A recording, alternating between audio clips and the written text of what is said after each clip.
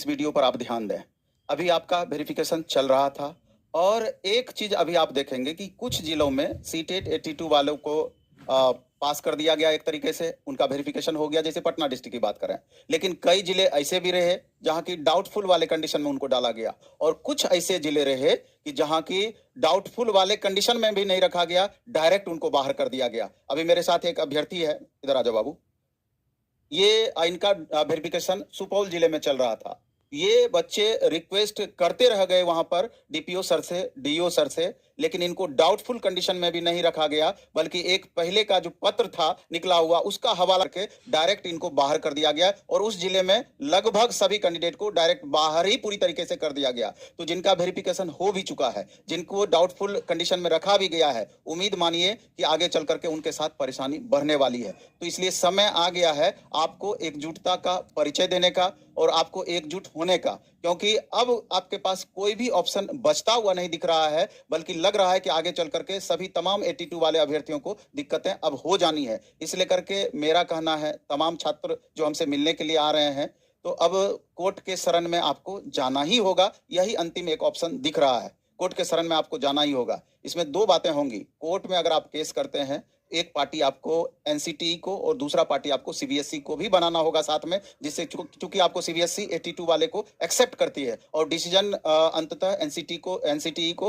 और बिहार सरकार को इसके रिगार्डिंग लेनी है। तो ये एक महत्वपूर्ण पहलू है, इस पर तमाम 82 वालों छात्रों को एकजुट होना पड़ेगा, रिजल्ट दिला पाए। इसलिए अच्छे वकील को रखना पड़ेगा। तो स्वाभाविक है कि अच्छे वकील को रखने के लिए बनता है कि 82 मार्क्स जब सीबीएसई एक्सेप्ट करती है तो बिहार सरकार इसको क्यों नहीं एक्सेप्ट करेगी। और अब तक 82 वाले जॉब करते रहे हैं। कुछ दिनों पहले मधेपुरा डिस्ट्रिक्ट में 55 स्टूडेंट को निकाला गया और कुछ जिलों में और बहुत जगह पर भी लगातार जॉब कर ही रहे हैं। तो ये इस तरह का कंडीशन है कि आपस में वैचारिक मतभेद इस मामले को लेकर के नहीं होना चाहिए, बल्कि एकजुट होकर के अपनी बातों को रख करके आप इस प्रोसेस को आप आगे बढ़ाएं। हम चाहते हैं कि ये छात्र जो मेरे साथ में है, क्या नाम बताया तुम? प्रमोद कुमार यादव जी हैं। ये सहरसा के रहने वाले हैं, सुपौल में इनका डीबी था। तो ये भी दो शब्द आपसे रखेंगे और फिर उस हिसाब से इसमें लिंक जो हम जोड़ेंगे उसमें आपस में जुट करके जैसा आप लोग निर्णय लेंगे उस हिसाब से आप आगे बढ़ेंगे, क्योंकि मेरा काम था आपको एकजुट कर देना। आप एकजुट हो जाइए और निश्चित रूप से इस प्रोसेस में आगे बढ़िए। चलिए आइए। सर, मैं गया था सुपौल डिस्ट्रिक्ट में, मेरा डीबी था 22 तारीख को 3rd स्लॉट में। लेकिन पहले वहाँ पे अटेंडेंस हुआ, उनके बाद बायोमेट्रिक हुआ, फिर उनके बाद हम लोग को बोला गया कि जाइए आप डीबी कराइए। तो काउंटर नंबर 1 में मैं गया, तो पहले आधार का ओटीपी उन्होंने लिया, फिर उसके बाद एनसीएल लिया, और उनके बाद वो बोले कि सीटेट का मार्कशीट दीजिए या सर्टिफिकेट दीजिए। तो मैंने दिया उनको। तो वहाँ जो मतलब क्लर्क थे वो जाके डीओ साहब से पूछने चले गए कि सर 82 वाले को करना है या नहीं करना है। तो डीओ साहब एक लेटर निकाल के रखे हुए थे, उससे फिर वो मोबाइल में कैलकुलेट किए और उनके बाद वो बोले कि नहीं करना है। तो फिर हम लोग वो हमारा सारा फाइल वो रिटर्न कर दिए वहाँ से। हाँ, रिक्वेस्ट भी बहुत किए लेकिन रिटर्न कर दिए। फिर हम लोग अंदर गए डीओ साहब के केबिन में, वहाँ पे सर से हम लोग रिक्वेस्ट किए कि सर सारे जिले में ले रहे हैं सर, डाउटफुल में भी आप सर हमें कर दीजिए कंसीडर। तो बोले नहीं, हमें करना ही नहीं आपका। हमने फिर डीओ साहब के पास गया तो वहाँ भी हमें वही मिला, बोले नहीं हम नहीं करेंगे आपका। तो अब हम लोग अब कहाँ जाए, कुछ समझ नहीं आ रहा है सर, अब क्या बोले हम।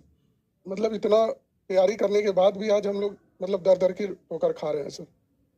क्या करें, सबको अब एक साथ आना होगा और तभी कुछ इसमें हम लोग को पॉजिटिव मिलेगा। भाई सब आइए 82 वाले जो प्राथमिक में है, जूनियर में है, तभी हम लोग एक प्लेटफॉर्म में आके नवीन सर से भी हम मिले और मतलब सर भी बोले कि नहीं होगा, सब होगा। सर भी सपोर्ट में है और सर के हाथ हम लोग के ऊपर है, कुछ भी सब कुछ अच्छा होगा। बस सबको एक साथ आना होगा ताकि आगे भविष्य में भी हम लोग को 82 को लेके कोई प्रॉब्लम ना हो।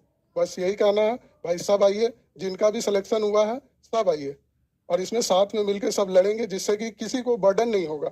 बस यही आप लोग से विनती है। देखिए, आप अपने अधिकार की बातें कर रहे हैं, आप अपने अधिकार की लड़ाई की बातें कर रहे हैं, जो आपका वाजिब हक है। इसलिए करके हम लोगों को न्यायालय पर पूरा विश्वास है और निश्चित रूप से अगर हम लोग आपस में एकजुट होंगे तो न्यायालय से आपके पक्ष में निर्णय आ सकता है और आपका भविष्य भी सही ट्रैक पर जा सकता है। नहीं तो ये परेशानी, अगर आपसी एकजुटता नहीं रहेगी तो फिर आपकी ये परेशानी बनी हुई रहेगी। तो निश्चित रूप से इस टेलीग्राम चैनल में आपस में आप लोग जुड़ जाइएगा, या दूसरा टेलीग्राम चैनल भी आपको लगता है तो आपस में शेयर होकर के किसी भी तरीके से इस काम को, इस प्रोसेस को आगे बढ़ाना है।